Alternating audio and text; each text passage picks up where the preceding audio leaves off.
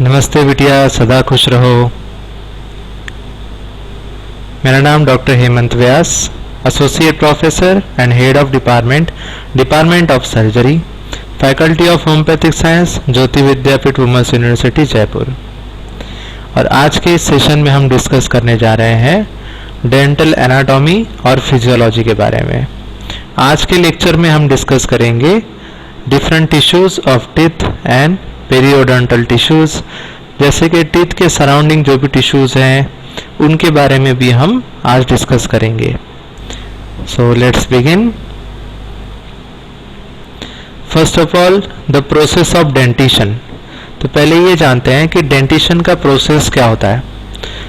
हमारे पूरे life time में 2 सेट्स ऑफ टीथ आते हैं। जो फर्स्ट सेट होता है उसको हम कहते हैं प्राइमरी और डेसिडियस टीथ, और सेकेंडरी जो होता है यानी सेकेंड टाइम जो आते हैं उनको हम परमानेंट टीथ कहते हैं। तो पहले जानते हैं डेसिडियस टीथ या प्राइमरी डेंटिशन के बारे में।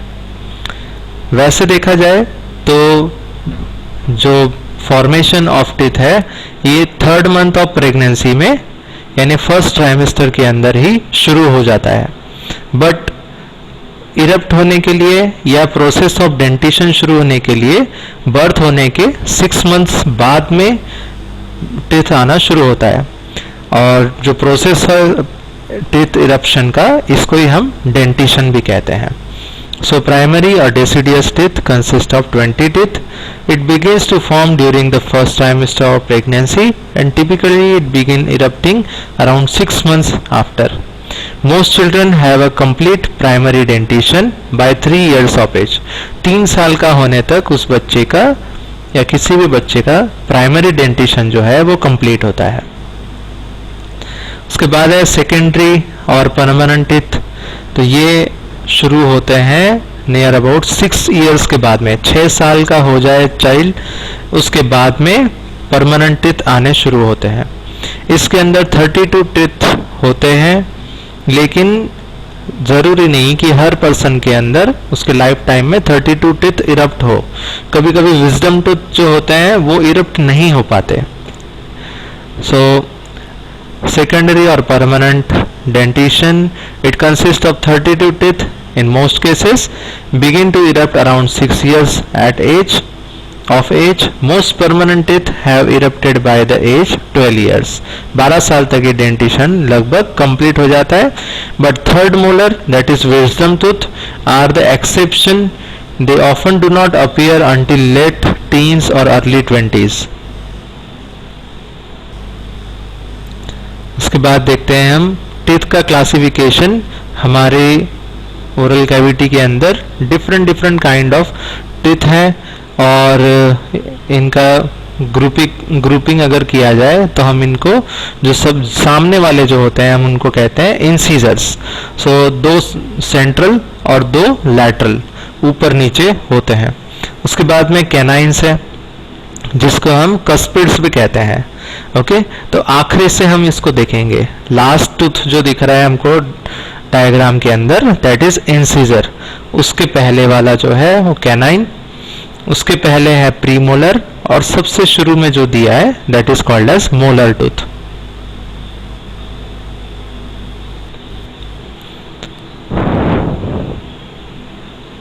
उसके बाद identification of teeth. Incisor, they function as cutting or shearing instrument for food. Canines possess the longest root of all teeth and are located at the corners of dental arch.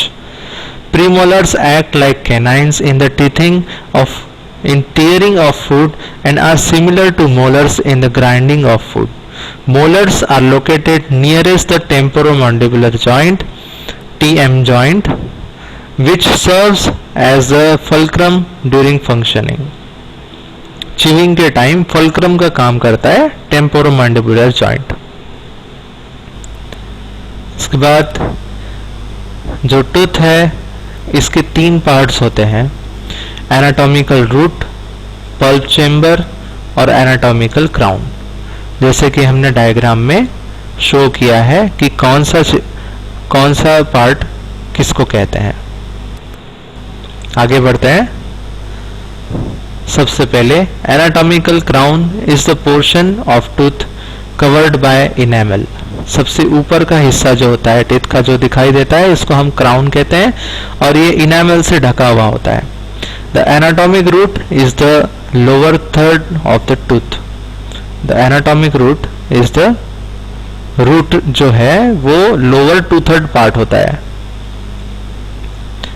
The pulp chamber houses dental pulp, an organ of myelinated and unmyelinated nerves, arteries, veins, lymph channels, connective tissue cells and various other cells. उसके बाद में the four main dental tissues, अगर tooth की बात की जाए तो इसके अंदर चार जो है वो टिश्यूज पाए जाते हैं। सबसे ऊपर और सबसे हार्ड लेयर होती है इनेमल, उसके नीचे हमको मिलता है डेंटिन, सीमेंटम और dental pulp. Now we are going to see this in detail.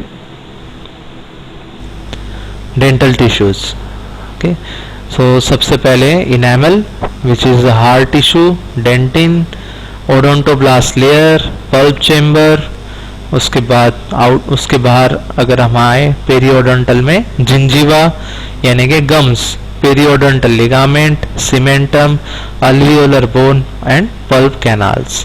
तो ये सारे ही हमने डायग्राम के अंदर शो किए हुए हैं लेबलिंग करके।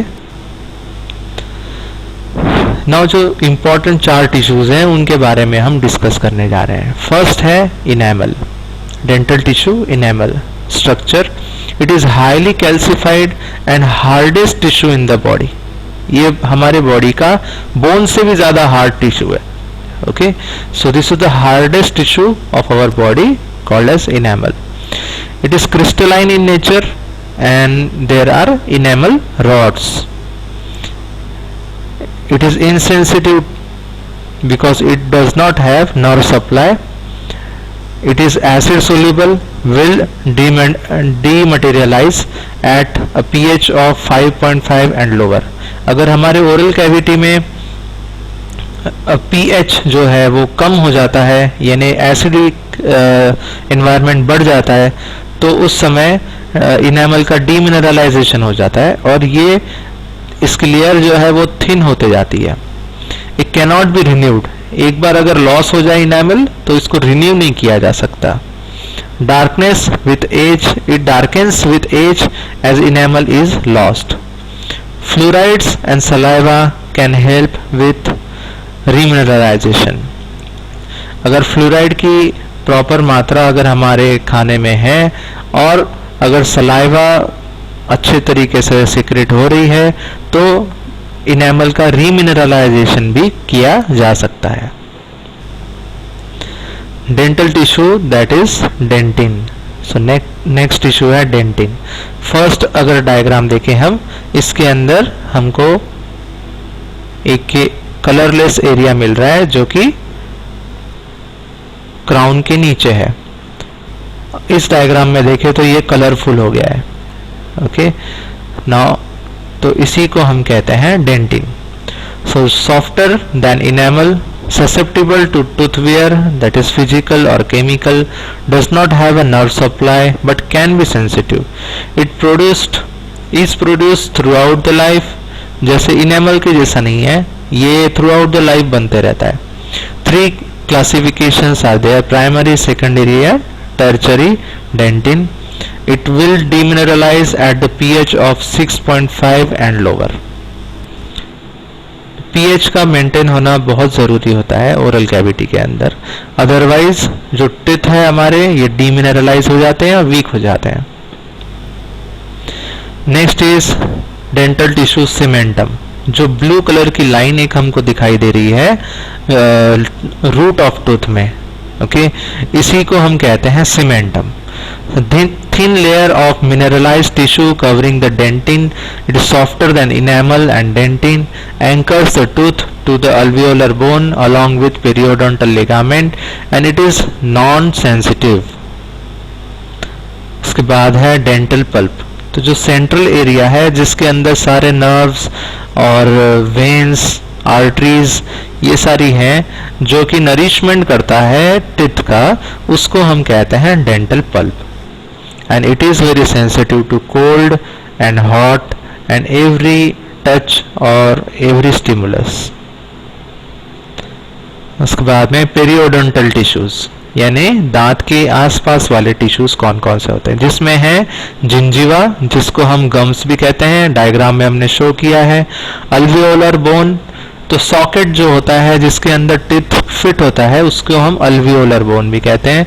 पेरियोडोंटल लिगामेंट, जो कि दांत को और मसूड़ों को एक दूसरे से बाइंड करके रखती है. And last is cementum. तो इस तरीके से ये पेरियोडोंटल टिश्यूज है. So this session is powered by Digital Version 2.0 Jyoti Vidyapeeth Women's University.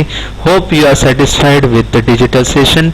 If you have any queries, please mention in comment box.